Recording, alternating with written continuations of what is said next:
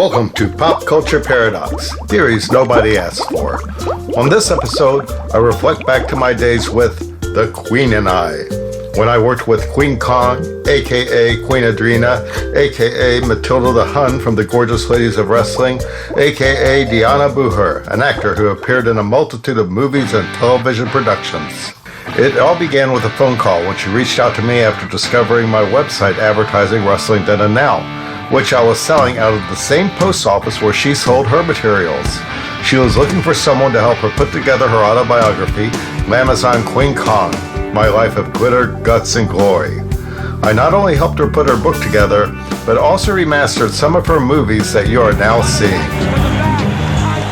Right? Just the subject of blood and red meat gets my blood boiling. I get hungry for punched out eyes, bloody noses, fat lips. Anything that gets my adrenaline pumping is blood. More blood.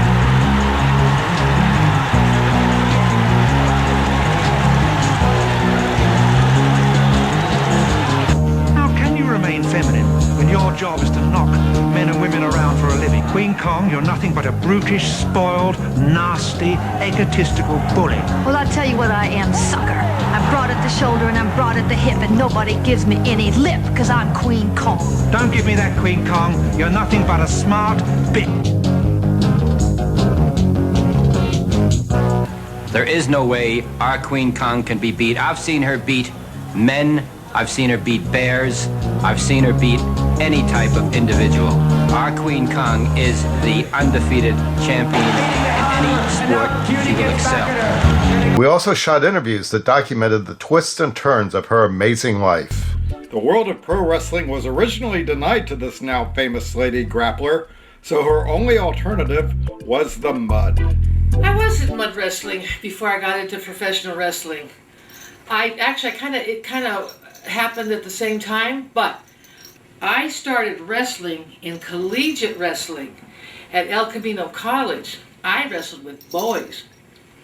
That prepared me for wrestling with a bear and wrestling with men. It all kind of went into a continuum. But I was trained in collegiate wrestling, and I couldn't get any work at the Olympic Auditorium, and I had been training for professional wrestling, but no work. So I went to mud wrestling, and I performed all over Southern California with Gary Hendrickson and company. He invented mud wrestling here in this area, and he was fabulous promoter, and we had all kinds of gorgeous, strong women. I was so excited because we had rock and roll and wrestling and beating up men and wrestling with women, and it was just wonderful. And I wrestled Doug France with the LA Rams, and I met Judy Hall. She was my first wrestling opponent at the Olympic Auditorium. First female professional wrestling opponent. I had to train her, but she went from mud to pro as Charlie Haynes did. Charlie Haynes I met in the mud, and she went into professional wrestling, and I trained her, and we trained together, and we had wonderful times at the Olympic Auditorium.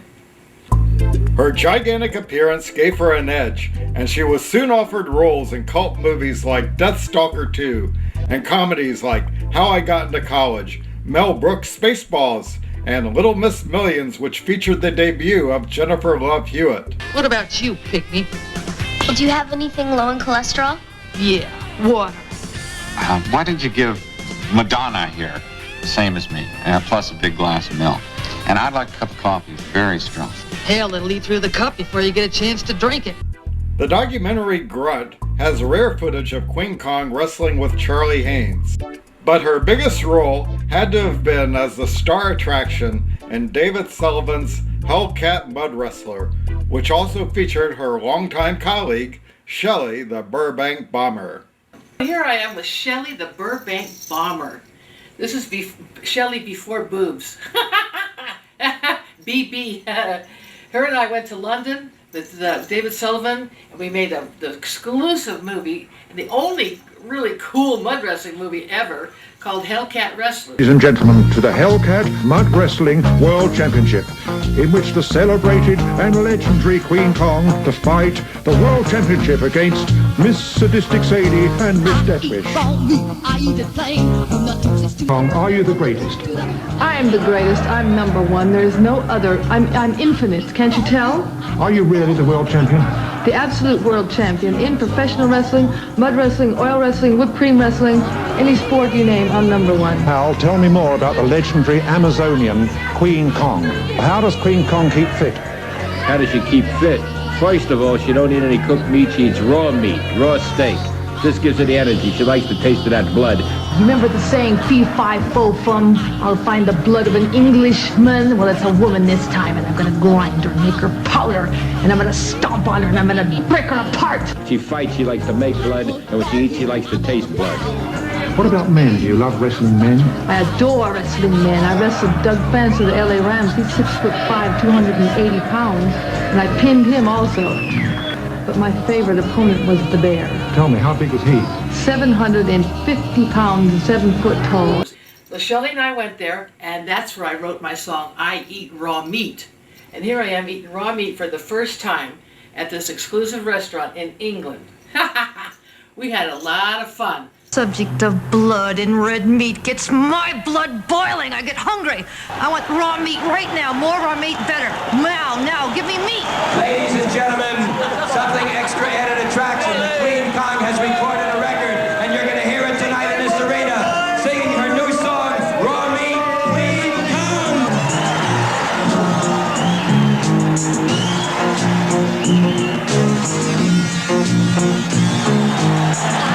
Raw meat, I eat it plain, from the tootsies to the tummy, from the rump to the brain. I eat raw meat, I eat it raw, you better give me your beef as I bust you with jaw. Raw meat, I need your meat to fluffy the police.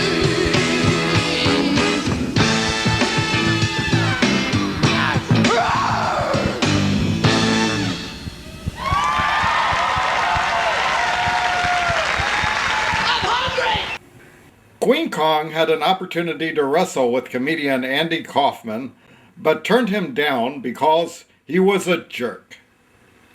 The same night that Ruby Tuesday had her match with Andy Kaufman, I was invited to the same event to wrestle with Andy Kaufman.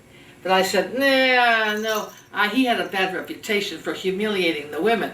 My friend Dina Zara in New York beat him at one of the big events, and he had his referees fix it. He kept, every time she pinned him, he'd say, oh, that's not right, you know. And he was really kind of a jerk. So I said, I don't think I want to wrestle with him. The notorious Red Snapper did wrestle Andy Kaufman and won. Of course, her victory was over because he declared it a technicality. Today, Red Snapper is known as Ruby Tuesday. Ruby Tuesday is a real good buddy of mine.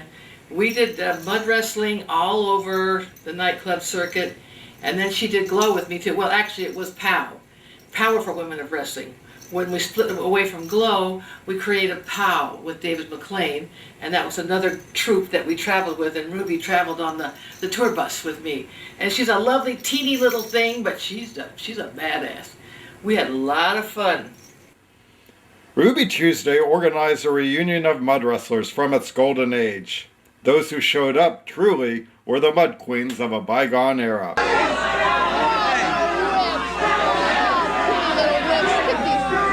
I could kick any one of these little boys any day.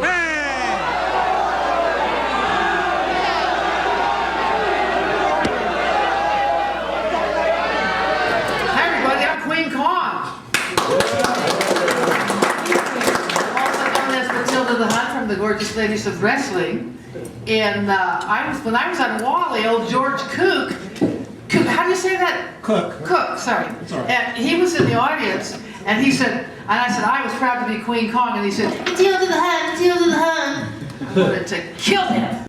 Queen Kong eventually entered the ranks of pro wrestling as both Queen Kong and the Powerful Women of Wrestling, and Matilda the Hun from the Gorgeous Ladies of Wrestling. And now it's time for Ask Queenie. Glow premiered in 1986. It was the first all-female wrestling show on television. How did you get involved with Glow? I saw an ad in Dramalog. My friend Charlie Haynes, my dear friend Golden Cat, she showed me this ad, and we both went and auditioned for the new TV show. This was the late 80s, and we thought, wow, it's about time. We've been trying to break into professional wrestling, doing mud wrestling, training in wrestling camps, getting our moves down. And we said, oh, this is it. This is comedy, this is music, this is wrestling, this is drama. Wow. We thought, this is it. So we went and we met all the people. We met Matt Simber first, and then David McLean, and then we created a pilot with 10 original girls, and then we got 26 girls, and then Glow lasted for 4 years on the airwaves. It was a phenomenal show. I wrestled all over the world, and now I will win this match. I will show who is the only giant in the ring. Isn't that right, Fritz? From the Riviera Hotel in the entertainment capital of the world, Las Vegas, Nevada, David McLean Enterprises and the Independent Network present the fun, action-packed show, Glow! Matilda is nasty, violent, and ugly, and those are her good points. Well, Jacqueline Stallone, what a character. We all loved her. She was the manager of the Good Girls. And David McLean, it was his brilliant idea to hire her, and it was a good idea. We got lots of publicity, and she was a quirky character, an astrologer and a psychic, and she was a wonderful manager of the Good Girls. I got to know her in Vegas, and we hung out a little bit. She was cool. Ooh, Sylvester. I went to a very private bachelor party of Bruce Willis, and this is when he married Demi Moore, and I did my slamagram on Bruce Willis. And guess who was there? Sylvester. Teeny little Sylvester. He was about boob high, and he even had his elevator shoes on, and he was still so short, it was silly. And he saw me coming, and I don't know if it's because he knew I knew his mother, but his eyes got this big, and he took off running. I wasn't even going to touch him. He was very nervous and aggressive. I didn't like his energy at that time. At the height of its popularity, Glow was abruptly canceled in 1990. Why did Glow stop production? Now, nobody knows why Glow really finally shut down. I left after season 2 finished. I could see the writing on the wall because they weren't giving us any more jobs. I was getting movie parts. Me and Fiji, both Mountain Fiji, were being offered movie parts. And the other girls too, commercials, movie parts.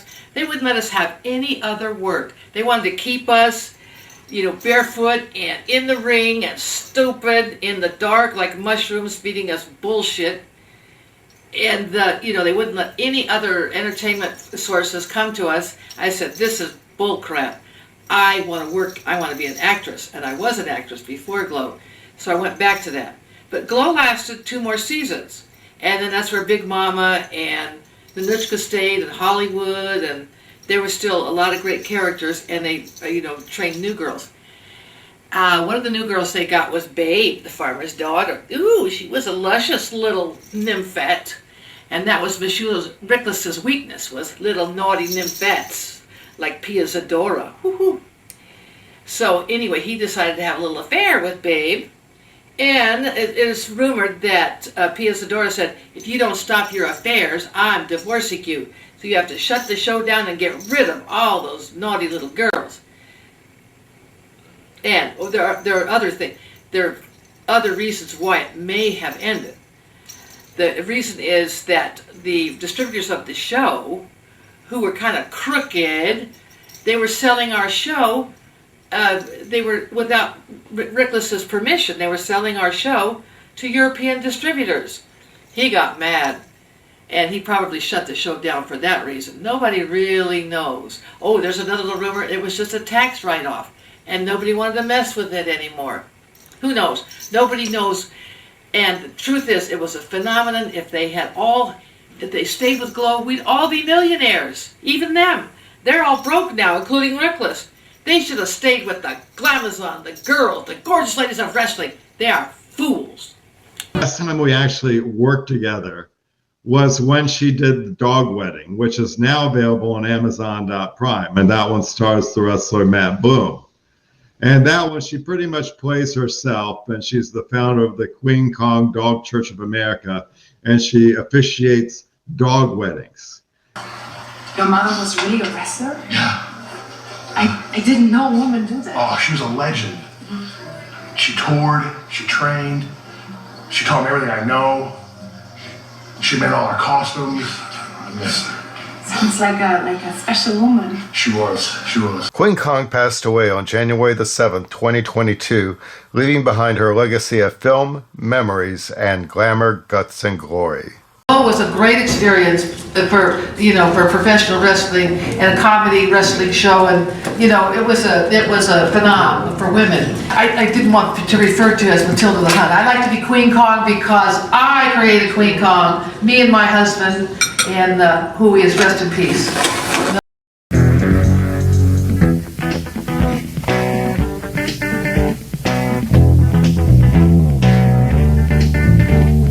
Deep in the jungle, monkey chatter in the trees. I dominate the creatures, bring them to their knees. Queen Kong of the Amazon, Queen Kong of the Amazon, Queen Kong. Thank you for watching Pop Culture Paradox. And if you liked what you see, please subscribe to this channel and like this video and come back for more.